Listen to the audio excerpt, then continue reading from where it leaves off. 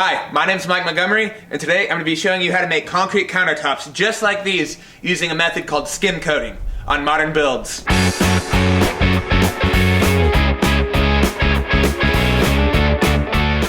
Okay, so these are the doors we're going to be using. They are a solid core door, which basically means that it is wood all the way through and it's not hollow. So that's really good because it won't bow or make the concrete crack any. The product that I'm using is made by a company called Henry, and it's their feather finish concrete. And you're going to mix this up until it's almost like a pancake batter.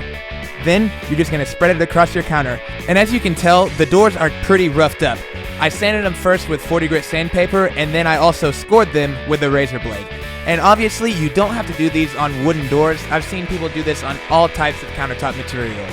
Here you can kind of see the general technique that I do. First, I spread the concrete across the whole counter, and then I try and smooth it out with very slow, deliberate strokes.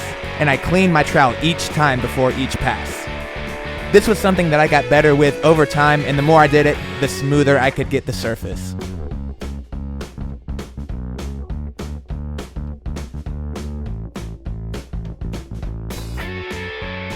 Now I know what you're thinking, this was a crazy thin coat. But don't worry, the more you put on, the thicker they get. This first coat is almost just to get concrete there for the rest of it to stick to. So you'll notice that as you do layer upon layer, they'll gradually get thicker. And in between each coat, I sanded all of my high points and bubbles with 100 grit sandpaper.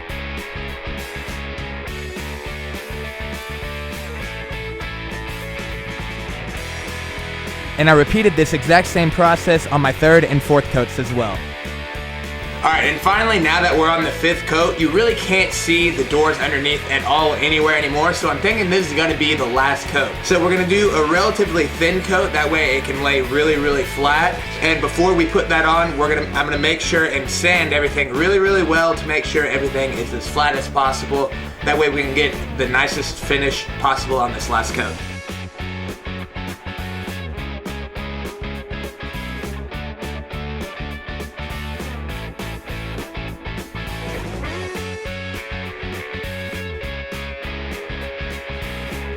Okay, so the final coat is now dry, but before we can move on to finish sanding and then finally sealing it, there's a couple trowel marks that I've got here that I'm going to fill in. And this is a really simple process. All you do is mix a little concrete and fill in the individual spots.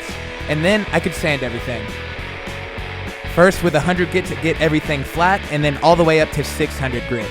One thing I learned was after I patched all of my trowel marks, if I sanded them down really far, I got this really smooth finish like I did on this counter. And if I didn't sand as far, I got a more rustic finish like on my other counter. So that's one of the ways that you can really make this project your own and customize it to what you want. Okay, so we sanded everything up to 600 grit. Now it's time to put the sealer on, and this is a brand called Clearso, and this will be in the description as well as every other product that I'm using. So, let's do it. Before this, I'd never used any kind of finished product like this. The first coat soaked into the concrete, but the more and more that I put on, the more it acted like it sat on top, rather than just soaked in. And for a little extra protection, I added a few coats of carnauba wax.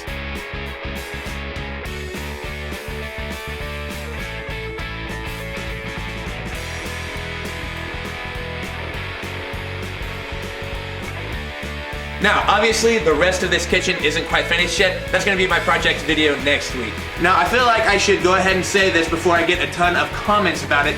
This was not a food-grade finish. This is an outdoor project, and I want it to last longer, and it's going to be exposed to a lot more elements than if it was an indoor project. And with that being said, you're not going to be able to eat off these countertops, and you're not going to be able to cut chicken and meat off of it, but I wouldn't be cutting food on this countertop anyway, since it's outside. So if you're going to be using this technique on an inside project that you're going to be eating off of, make sure that you research to get the appropriate finish. Now these countertops are just a part of this giant outdoor kitchen build, and I don't really like doing two-part videos ever, but these countertops are such an involved process that if I included it in the kitchen video, it would have made like a 15-minute video, and I don't want to do that. But if you want to check out the full kitchen video whenever it is uploaded, you can click right here, or I'll provide a link in the description as well. And if this is your first time to my channel, I want to say welcome, and if you'd like to subscribe, that is awesome. That way you get updated every time I post a new video, which is every week. Also, if you like this video and found it useful, don't forget to hit the like button. And if you have any questions, comments, you can either leave those in the comments or hit me up on social media as well. And since this is something that I've really never done before, if you see anything that I've done done, or if you have any cool tips that you want to share to other people, leave those in the comments. That way this can kind of be a mutual learning experience. So thanks again, guys, and we'll see you next week on Modern Builds.